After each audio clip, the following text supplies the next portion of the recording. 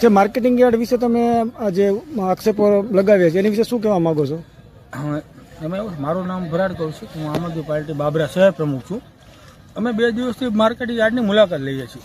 તો માર્કેટિંગ યાર્ડમાં અત્યારે ટેકાના ભાવે મગફળીની ખરીદી કરવામાં આવે છે.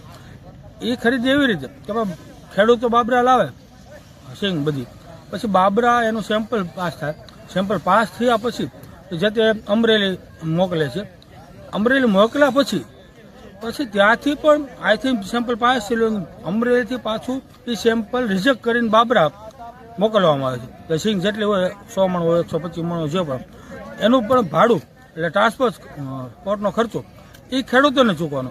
તો મારું તો એ કહેવાનું છે કે ભાઈ એવી ખરાબ મગફળી હોય તો બાબરા માર્કેટિંગ યાર્ડમાંથી એનું સેમ્પલ શું કામ પાસ કરે છે? તો આના રિજેક્ટ કરે તો ખેડૂતોના ખર્ચો તો બચે.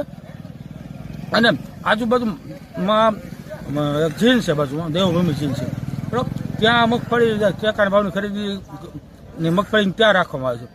તો ત્યાં હુકમ રાખે ભાઈ, બાબરા માર્કેટિંગ યાર્ડ અંદર જે શેડ છે ને એ કોઈ વેપારી માટે નથી, ખેડૂતોનો માલ ત્યાં પડ્યો રહે ને એની માટેના એ શેડ બનાવેલ છે. એની બદલે અત્યારે ત્યાંના વેપારીઓ બધા એ શેડમાં પોતાનો કપાસ પોતાની મગફળી અંદર રાખે છે, જેથી કરીને કોઈ પલળે નહીં, કોઈ ઝાકળ આવે નહીં. ખરેખર એ શેડ ખેડૂતો માટે છે.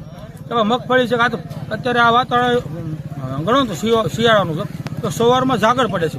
આ માંડવી તમે પાછળ જોવો છો ખુલ્લી છે, તો આમાં ઝાકળ પડે ને તો આ માંડવી પણ કાલ પણ ઉગી ગયા, કોટા કાઢી ગયા. ઝાકળ છે ભેજવાળું આવે, કોથળા તમે જોવો છો બરાબર, તો પછી બહાર મોકલશે તેમાં કોટો કાઢશે એ માંડવી, તો ત્યાંથી રિજેક્ટ કરવામાં આવે છે.